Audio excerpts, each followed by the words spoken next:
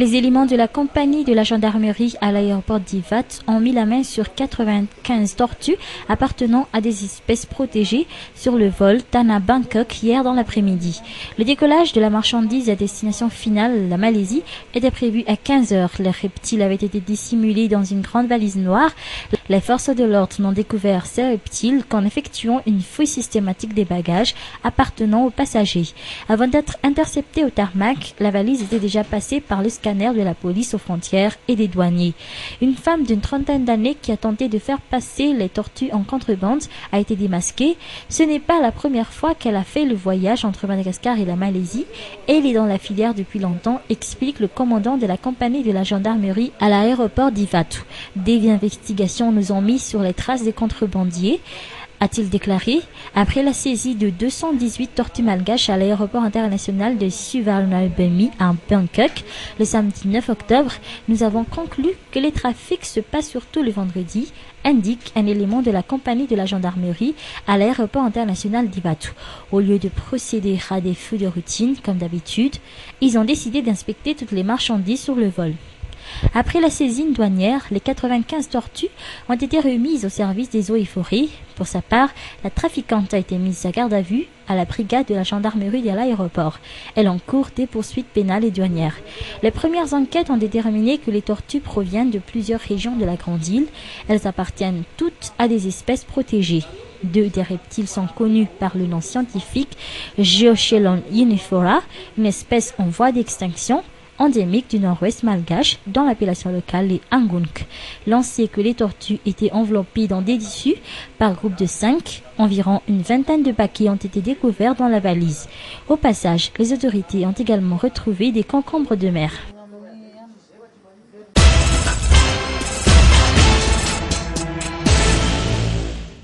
La liste des victimes du Liban se rallonge de plus en plus. Hier, ce fut le cœur d'une des employées malagasy envoyées au Liban d'arriver à l'aéroport international d'Ivatu.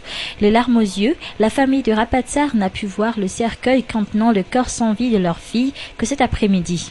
Rapatsar a vécu et travaillé pendant 24 mois au Liban. Sa famille n'a pourtant reçu que 3 millions de francs, soit l'équivalent de 2 mois de salaire. Elle aurait déjà été morte depuis au moins 2 mois. Après avoir été prise en charge par le SPDTS et le ministère de la Population, la famille a accepté de faire une autopsie à la Chiera pour déterminer les vraies causes de la mort de cette jeune fille d'une vingtaine d'années. Actuellement, la totalité de l'assurance vie, dont on ignore réellement le montant exact, n'est pas encore reçue par la famille de la victime. Le consul honoraire au Liban aurait avancé la somme de $1000 pour permettre à la famille de couvrir les dépenses liées au rapatriement du corps. Selon le SPDTS, la dépouille mortelle de 2 autres employés malagasy serait encore perdue dans la nature.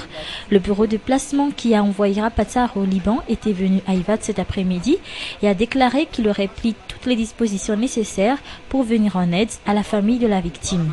Nurtina Janoda, présidente du SPDTS, élève la voix en déclarant que des mesures strictes doivent être encore prises pour mettre fin à cet épisode noir qui n'est pas prêt de s'achever.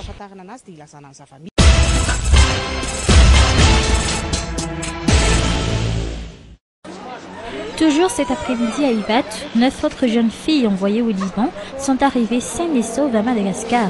Avant de quitter l'aéroport, elles doivent passer au bureau de la police des frontières dans l'enceinte de l'aéroport international d'Ivat pour régler quelques paperesses. Elles doivent également attendre que des membres de leur famille se présentent devant les autorités des frontières. Au premier abord, ces survivantes du Liban ont tout de même ramené quelques bagages. Elles ne présentent aucun signe de blessure à l'extérieur. Toutefois, leur manière de parler ou de gesticuler laisse transparaître qu'elles ont quand même beaucoup souffert pendant leur séjour au Liban, même si certaines nous ont avoué qu'elles n'ont subi aucun mauvais traitement, sans doute sous la pression des bureaux de placement qui les ont accueillis à Ivatu. D'ailleurs, elles disent toutes vouloir ne jamais revenir un jour dans ce pays pour y travailler comme femmes de ménage. L'une d'entre elles nous a déclaré qu'il a fallu plus de 6 mois d'économie sur le salaire pour pouvoir se payer un billet d'avion et retourner au pays. Leur patron n'étant pas disposé à les lâcher ni à les offrir le billet de la liberté.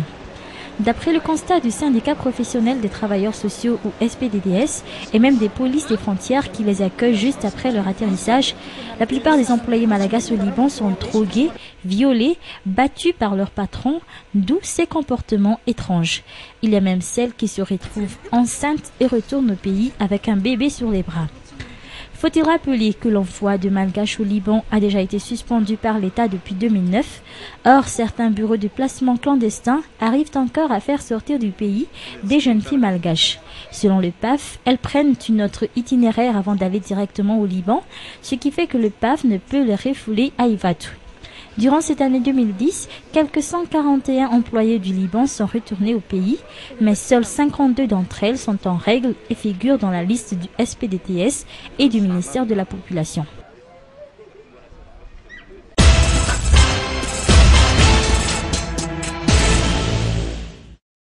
La ville d'Ansrana sera bientôt dotée d'un nouvel aéroport international. Ce grand projet du ministère du Transport devra démarrer incessamment. Andjakak est choisi pour implanter cet aéroport, un emplacement situé au bord de la mer. Pour le ministre du Transport, cet aéroport ne fera que relancer l'économie dans cette partie nord de la grande île, mais il servira surtout de carrefour économique entre l'Asie et l'Afrique. En ce qui concerne le projet d'exploitation et de la création de nouvel aéroport d'Andjakak, comme je le dis assez souvent, c'est vraiment le projet amiral du ministère des Transports. En deux mots, géographiquement, il est positionné au nord de Madagascar, en face de la ville de Diego. Et actuellement, il abrite déjà des infrastructures, dont un aéroport de 2500 mètres de longueur, de 44 mètres de largeur et de 5 hectares de parking. C'est un endroit très stratégique pour plusieurs raisons. Premièrement, il est à 20 minutes des Comores, à 1 heure de la Réunion, à 1 heure de Maurice, à 45 minutes des Seychelles, et il est très proche du continent africain. Donc, de ce fait-là, si vous voulez, tous les avions qui desservent l'océan Indien passent par la perpendiculaire de cette piste. Donc, vous savez, c'est quelque chose qui est très, très, très important pour plusieurs raisons, parce que ça va devenir, dans un futur proche, le hub, c'est-à-dire l'endroit où tout le monde va passer. Déjà, actuellement, pour vous donner une certaine indication, tous les avions qui viennent dans le sud, l'hémisphère sud et en particulier l'océan Indien, passent par la perpendiculaire de cette piste. Donc, c'est très important et régionalement pour la population de Diego. Actuellement, il y a l'aéroport d'Arachar, mais il a été très très mal conçu par les colonisateurs dans le passé. Pourquoi? Parce que ce qui existe, les infrastructures qui existent à Diego actuellement, c'est des pistes où le décollage se fait face aux montagnes des Français. Résultat, perte de poids au décollage, mais c'est surtout la sécurité pour les passagers. De ce fait-là, donc, Diego est un peu isolé, alors que Diego a énormément de potentiel. Donc, l'économie de Diego aussi va donc se développer, non seulement à travers, comme je disais, ce hub, mais à travers, si vous voulez, l'existence et l'opérationnalité de cette nouvelle piste amènera énormément de valeur ajoutée pour la région nord. Des investisseurs étrangers seraient déjà fortement intéressés par ce projet, un projet d'une valeur de 400 millions d'euros. En ce qui concerne le renouvellement de la flotte d'Air Madagascar, le président Andjradouine l'a déjà annoncé, l'État procédera au renouvellement des avions et des équipements de tous nos aéroports. Ce sera pour bientôt, précise le ministre du Transport.